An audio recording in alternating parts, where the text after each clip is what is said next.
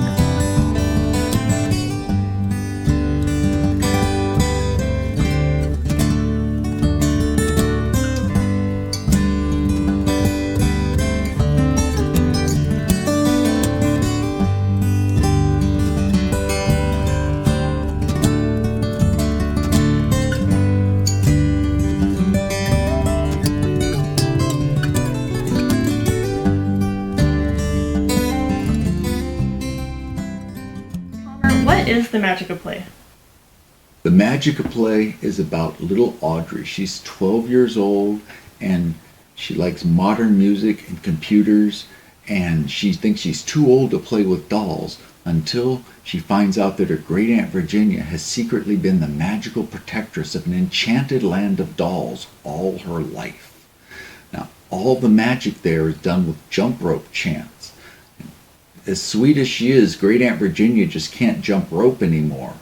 So she needs Audrey to take over the jump rope and learn the magic of play so that she can become the new protectress of the dolls. And this is very important because the baby dolls have been kidnapped and the tin soldiers have been attacked and the marionettes and the hand puppets and the paper dolls are just helpless. So she needs to learn the secret chants and save the dolls. But she also finds out that the magic works in this world too, and the power of the jump rope is almost unlimited. But a 12-year-old girl does have to learn that just because you have the power to do something doesn't always mean that it's a good idea. Why did you focus on jump ropes and tea parties? When you drink the imaginary tea at the tea party, then that's what takes you to the magic land of Arcadia.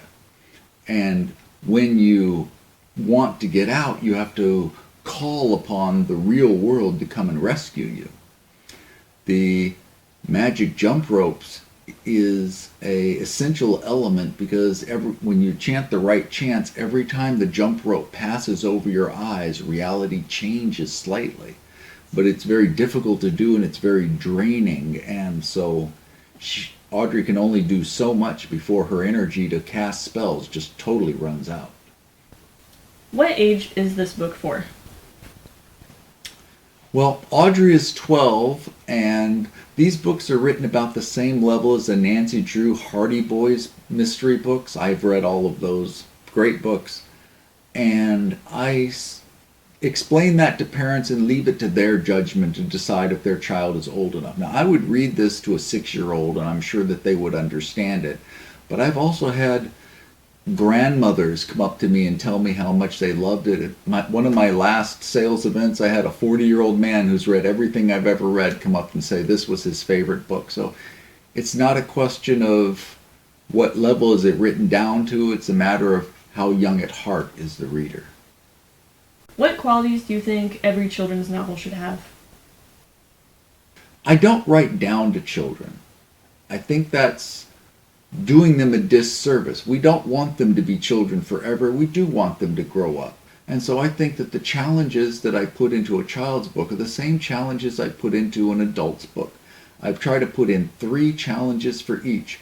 A mental challenge, something they have to figure out. A physical challenge, something they actually have to physically do.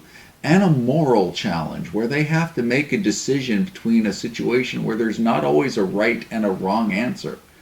And it's the emotional bonding with intelligent characters and comparing their morality, the morality that they show in the story, to the choices that the readers would make. That's where you really get into the bond that the reader makes with a book. It's not with the storyline, whether it's you're going into Tolkien or Hogwarts. It's, do you empathize with the characters, and would you make the same decisions that they made in their situation? Well, thanks for being here today, Jay Palmer. This is Haley Dawson, and this has been another episode of Books and Beer. Good night.